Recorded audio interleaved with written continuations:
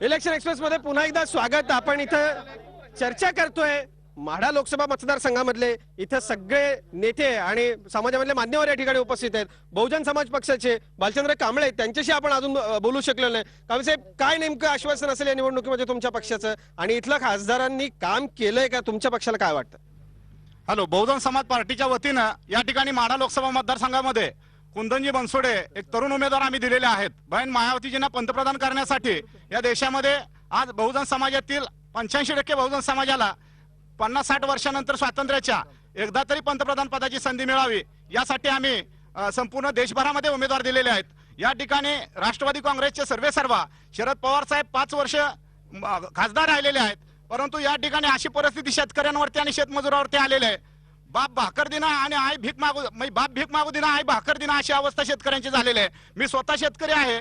माझे 2 एकर द्राक्ष आहे, 5 एकर डाळिंब आहे, आता 1 एकर म्हणजे हे होता टमाटा होता। अक्षरशः तुम्हाला सांगतो बांधावरती असा रोज टन 2-2 टन टमाटा वाचलेला आहे। म्हणजे कुठल्याही प्रकारे आमच्या मालाला दर मिळत नाही आणि मजुरांना रोजगार उपलब्ध नाही आणि अनुसूचित जाती जमातीचे तर प्रश्न इतके गहन आहेत की त्याच्याकडे कुणीच लक्ष देत नाही। शेतकरी आणि शेतमजूर या प्रश्नावर सगळे बोलतायत, परंतु दलितांच्या आणि मागासवर्गीयांच्या प्रश्नावर कुणीही बोलत नाही। हे दुःख आहे। तेव्हा राष्ट्रवादी काँग्रेस असं घेऊन एकदाच समोर या जनतेच्या प्रत्येक जण एकत्र येताय, एकत्र येऊन लढताय, त्यामुळे जनतेत संभ्रम पसरायला लागलेला आहे।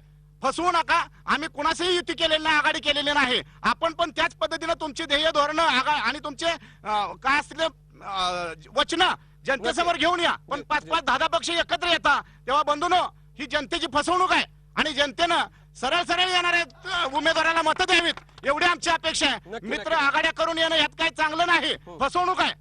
फसवणूक आहे। त्यांनी त्यांच्या पक्षाचा अजेंडा त्यांनी सांगितलेला आहे। या ठिकाणी या राष्ट्रवादीच्या नेत्यांनी सांगितलं की शरद पवार साहेबांनी इथं एवढा मोठा विकास केला।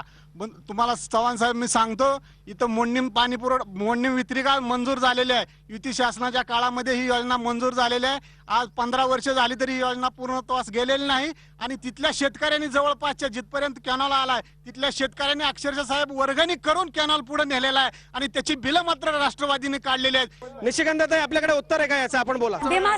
भीमासेना जोड कालवा हे काढण्यासाठी युतीच्या काळामध्ये त्याला मान्यता दिलेली आहे आणि वरचेवर प्रकल्प वाढत गेलेले आहेत। मोडणी वितरिकेला सुद्धा निधी मिळालेला आहे, परंतु तिथलं लँड ॲक्विजिशनचं काम राहिलेलं आहे। तिथं काही शेतकऱ्यांना अडवलेलं आहे आणि शेतकऱ्यांचा पण हक्क आणि कायदा त्यांच्याप्रमाणे चालायला पाहिजे।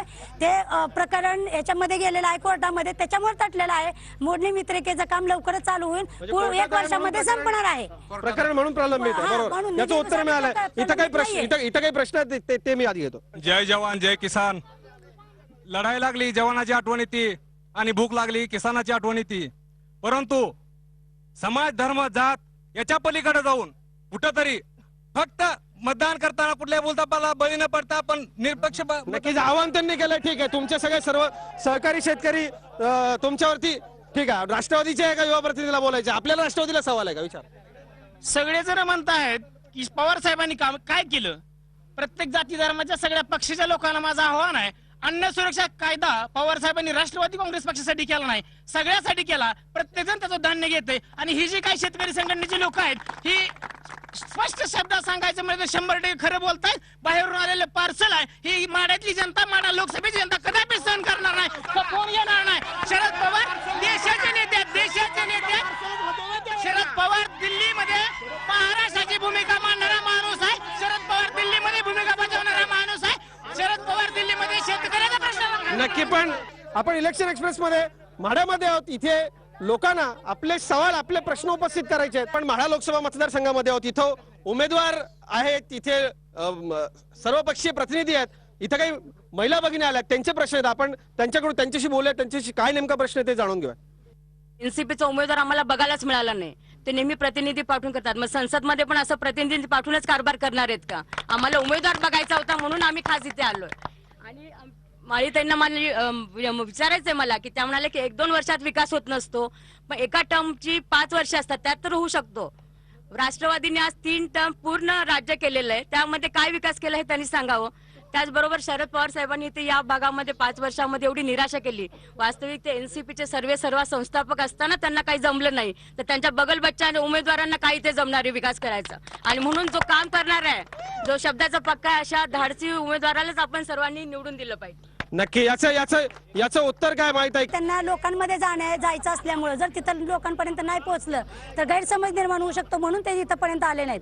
आम्ही त्यांचे प्रतिनिधी म्हणून इथं सर्वजण आलेलो आहेत आणि आम्हाला असं वाटतं की कामावर आमचा विश्वास आहे, सांगण्यावर आमचा विश्वास नाहीये. आम्ही सांगत बसत ना, आम्ही काम करत राहतो. नाही, पण त्यांचं जे म्हणणं होतं की का या ठिकाणी आले नाही त्याचं उत्तर त्यांनी दिलंय. पण मग शेवटी इथं संसदेमध्ये देखील असाच प्रतिनिधी ते पाठवणार का, अशा पद्धतीचा सवाल आहे. तो सवाल मात्र अनुत्तरित राहिला. पुढचा प्रश्न आपण घेऊया.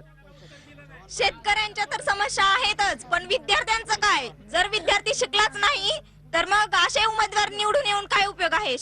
विद्यार्थ्यांना वेळच्या वेळेवर स्कॉलरशिप भेटत नाही, शिक्षणाचं खाजगीकरण झालेलं आहे. हे कुठेतरी थांबलं पाहिजे आणि हे खऱ्या अर्थाने थांबवू शकेल बहुजन मुक्ती पार्टीच.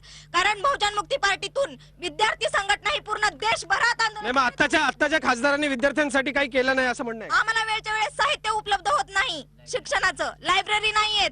आणखी मूळ प्रश्न ह्याचा की स्कॉलरशिप भेटत नाहीत. गरिबांची मुलं शिक्षणासाठी पैसा लागतोय म्हणून घरी आज दुसऱ्याच्या रानामध्ये शेतमजुरी करत आहेत.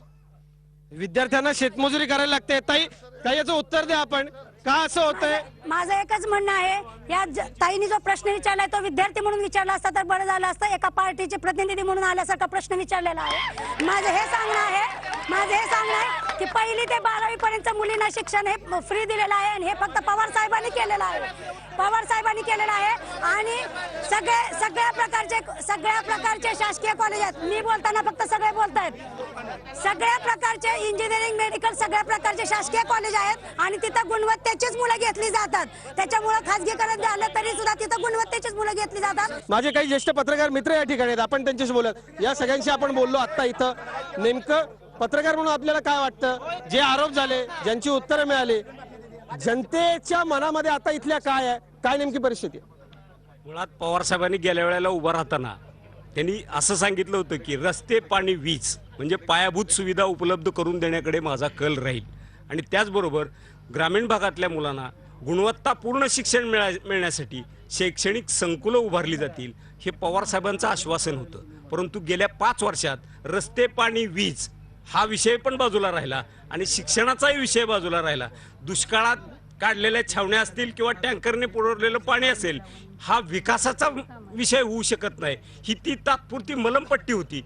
तो विकासाचा विषय होऊ शकत नाही. होळे आणि 27 गावं असतील किंवा कवे आणि 15 गावाच्या पाणी पुरवठा योजना, कोट्यवधी रुपये याच्यावर युती शासनाने त्या काळात मंजूर केले, खर्च केले.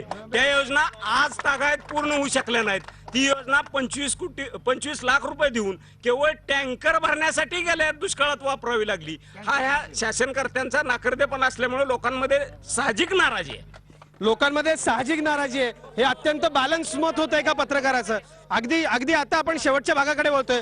मला उमेदवारांशी बोलायचंय. थोडक्यात आमचं पहिल्यापासून शेवटपर्यंत शेतकरी असतील, महिला असतील, सर्वांच्या बाबतीत विकासाचं काय, विकास हे कुठली निधी नाही की आज विकास चला 1 लाख रुपये दिले आणि विकास झाला. विकास ही प्रक्रिया आहे आणि ती चालतच राहणार आहे. जसं आमच्या प्रतिनिधींनी सांगितलं की अगोदर जिल्ह्यामध्ये 3-4 साखर कारखाने होते, 21 साखर कारखाने झालेत, वेगवेगळे उद्योग इथं आलेले आहेत. विकास ही प्रक्रिया असते, ती चालत राहणार आहे आणि विकास हा आम्हीच करणार आहोत, ह्याच्यावर आमचा पूर्ण विश्वास आहे. तुम्ही करणार असा तुमचा विश्वास आहे? प्रतापसिंगजी, आपलं काय आश्वासन असेल? तुम्ही निवडून आलात, तुम्ही खासदार झालात, काय या लोकसभा मतदारसंघातल्या लोकांसाठी आपण करता? यामध्ये प्रामुख्यानं या ठिकाणी जे सांगण्यात येत आहे, 21 कारखाने, अमुक तमुक, छावण्या वगैरे, 21 कारखान्याला जे ऊसासाठी पाणी लागतं हे युती शासनाच्या काळात शिवसेना बीजेचं सरकार होतं, BJPचं, त्यावेळेस झालं आणि याचं श्रेय राष्ट्रवादीला घेता येणार नाही किंवा इतर पक्षांना घेता येणार नाही. ज्यांनी काम केलं त्यांनाच ते श्रेय द्यावं लागेल. दुसरा मुद्दा या ठिकाणी आला सिंचनाचा, तर सिंचनामध्ये सुद्धा या ठिकाणी सातत्याने अन्याय झालेला आहे. एवढंच नाही, त्यात भ्रष्टाचार झालेला सगळ्या जगाला माहिती आहे. आणि शिवाय या जिल्ह्याचा जो अपमान झालेला आहे अर्वाच्य भाषा वापरून, ते सुद्धा अशोभनीय या सरकारला आहे. आणि दुष्काळी छावण्याच्या बाबतीत जे सांगितलं जातं आहे, तर माझं या ठिकाणी असं म्हणणं आहे की छावण्या काढले म्हणजे आमच्या जनतेवरती काही उपकार केलेले नाही. या ठिकाणी जो पैसा त्यासाठी देण्यात आला तो आमचा पैसा आहे, आम्ही कराच्या रूपाने सरकारला दिलेला पैसा आहे. त्यामुळे ही काही योजना होऊ शकत नाही. या ठिकाणी योजना राबवायच्या असतील तर केंद्रातल्या मोठमोठ्या योजना, उद्योग या ठिकाणी आले पाहिजेत, तर सुशिक्षित बेकारी तसे आपण आणाल का? हो, नक्की प्रयत्न त्यासाठी आपण आणाल का? आणि अपक्ष तुम्ही उभे राहताय, पुढे भविष्यात इथल्या मतदार निवडून आलात तर भविष्यातल्या विकासासाठी एखाद्या राष्ट्रीय पक्षाला आपला पाठिंबा असेल का? नाही, या ठिकाणी मी अगोदरच जाहीर केलेलं आहे की मी जर निवडून आलो तर नरेंद्र मोदींना माझा पाठिंबा. आपल्या अगदी थोडक्यात उत्तर अपेक्षित आहे. काय काय नेमका अजेंडा असेल आपला? आमचा अजेंडा असेल की राजकीय इच्छाशक्ती असेल आणि निस्पृहपणे काम करण्यास तयार असेल तर प्रत्येक तालुक्यामध्ये एक प्रोजेक्ट उभारला जाऊ शकतो आणि प्रत्येक तळागाळातल्या माणसाला फक्त न्याय बहुजन मुक्ती पार्टी देऊ शकते. आणि बहुजन मुक्ती पार्टीच्या अजेंड्यामध्ये आहे की राष्ट्रीय संपत्ती जे देवळांमध्ये अब्जावधी रुपये पडलेले आहे त्याचं राष्ट्रीयकरण करायचं आणि ह्या विकासाच्या योजना त्यातून राबवायच्या, असं ह्या बहुजन मुक्ती पार्टीचं आहे. आपण के पाटील सदाभाऊ खोतांचे प्रतिनिधी आपण आहात. काय काय त्यांनी तुम्हाला सांगून पाठवलंय? काय लोकांना आश्वासन द्यायचं? तेव्हा आम्ही जे इथून निवडून जाणार आहे त्यावेळी आमचा सगळ्यात महत्त्वाचा प्रश्न असेल पंढरपूर लोणंद रेल्वे मार्ग 2 मिनिट पंढरपूर लोणंद रेल्वे मार्ग झाला पाहिजे, त्यासाठी पाठपुरावा करतोय. दुसरं MIDC झाली पाहिजे, तिथल्या तरुणांना काम मिळालं पाहिजे. आणि तिसरं महत्त्वाचं म्हणजे रंगराजन समितीच्या शिफारशी लागू झाल्या पाहिजेत की त्याच्यामुळं शेतकऱ्यांना स्वातंत्र्य मिळणार आहे, न्याय मिळणार आहे. नक्की नक्की. आपण बहुजन समाज पक्षाचे नेमकं काय तुमचं आश्वासन आहे लोकांना अगदी थोडक्यात? देशामध्ये कायदा सुव्यवस्था बिघडत चाललेली आहे. ती कायदा सुव्यवस्था सुरळीत करण्यासाठी आणि आरक्षणाचा संपूर्ण 100% अंमलबजावणी करण्यासाठी आणि इथल्या शेतकरी शेतमजुरांना न्याय मिळवून देण्यासाठी बहीण मायावतीजींना पंतप्रधान करण्यासाठी संपूर्ण भारतभर आणि माढा लोकसभा मतदारसंघात आम्ही रात्रंदिवस कार्य करते. शेवटच्या माणसापर्यंत मतदारापर्यंत पोहोचून आमचा विचार त्यांच्यापर्यंत पोहोचवत आहोत. विलासजी गरुड साहेब आमचे प्रदेशाध्यक्ष आणि जिल्हाध्यक्ष ॲडव्होकेट संजीवजी सदापुले साहेब यांच्या माध्यमातून इथं सगळीकडे आम्ही पोखरून काढत आहोत. तेव्हा हत्तीला मतदान करण्याची आम्ही सर्वांना विनंती करतो. जय भीम. इलेक्शन एक्सप्रेस मध्ये खरं तर इथं अनेकांना अनेक प्रश्न उपस्थित करायचे होते, मात्र आपली वेळ आता संपली आहे. इलेक्शन एक्सप्रेस मध्ये माढा लोकसभा मतदारसंघाची सफर आपण केली. अनेक प्रश्न या ठिकाणी लोकांचे आहेत. निवडणुकीचं वातावरण नेमकं काय, प्रश्न काय ते आपण बघितले.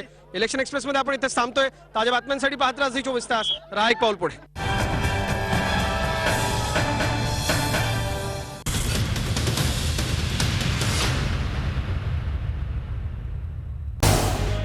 झी 24 तास रहा एक पाऊल पुढे.